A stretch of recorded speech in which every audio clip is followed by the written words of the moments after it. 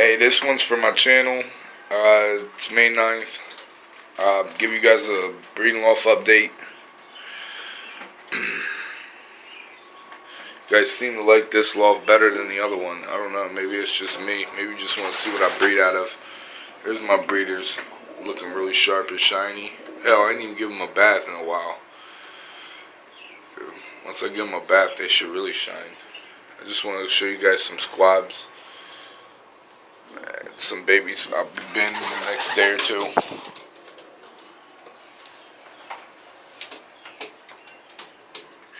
Here was the baby pair from last time.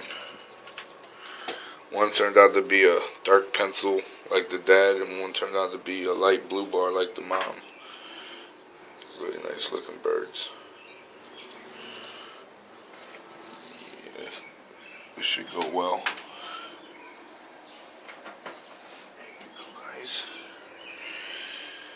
And then I have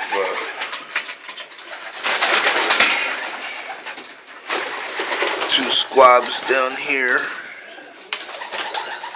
They should be ready to band probably today or tomorrow. Today or tomorrow, full crawls. And then we have my good little hen. She just had one hatch out. I don't know if you guys can see that. There you go. You see the egg, you see the baby. And I had, I think one, maybe both of them hatched out by now. I'm not sure. But, come on, girl. Here's that hen from last time. I didn't get to show you guys. Here's what she's fighting me for. The baby, plus the other one is actually chipping. It looks good. I don't know if you guys can see that at all, but that egg is chipping. And he's trying to get his way out. That's good. It's out of my, them birds are 7/8 Bob Coke pigeon. Out of some of his good stuff, and the rest of it is the other eighth is Berkey's, which is Randall Berkey was a good medium distance flyer. He always topped the charts. And then right down here, which is really dark.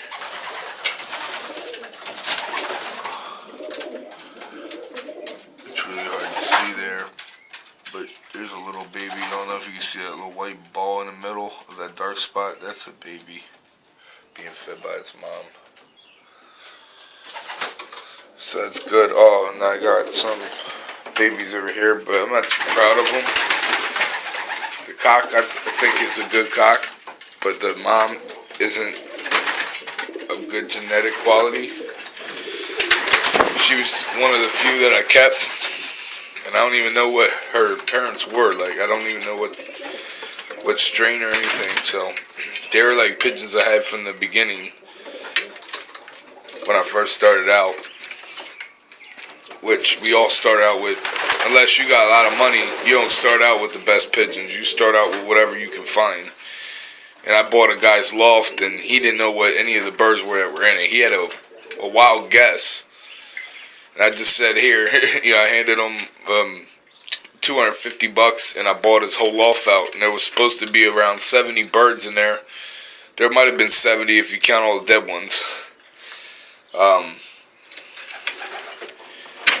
Didn't really need that many birds, but I felt bad for the pigeons because the guy he had bad knees and lazy kids. His knees were bad, his kids were lazy. Didn't feed them, didn't water them, and there was a lot of dead ones. They were surviving off of the maggots off of the dead ones. I mean, it's pretty gruesome. And out of that, I only have 2 pigeons in this entire loft from that. I mean, the rest of them had to go. I mean, that's obvious. I brought them back once I fed them and gave them water. They didn't do so well. So I had about 45 sick ones in my loft.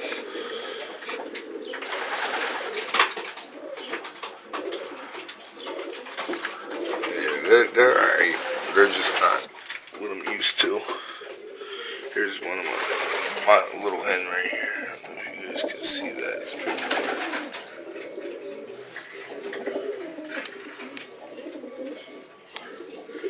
Say hi, Elmo.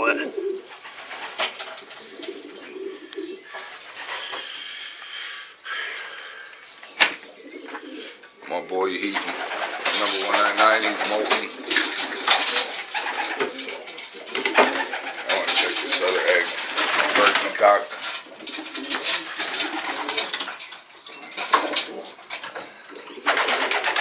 Yep, this one's also chipping as well.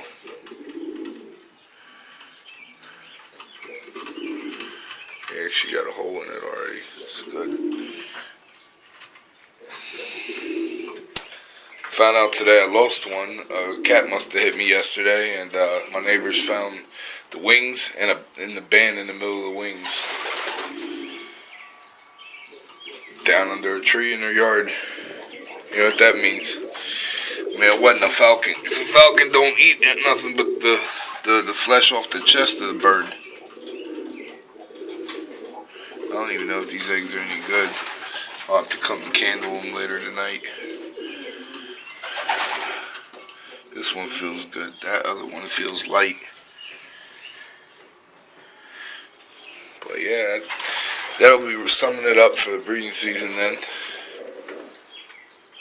And I'll be tearing this down and building my sections in here.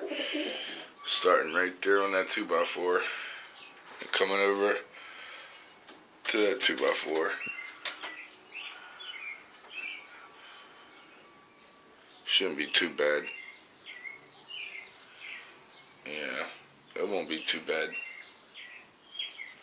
Birds will be alright. I only have, like I said, and after breeding season, I got a couple in here that are going back over there to settle for the race team.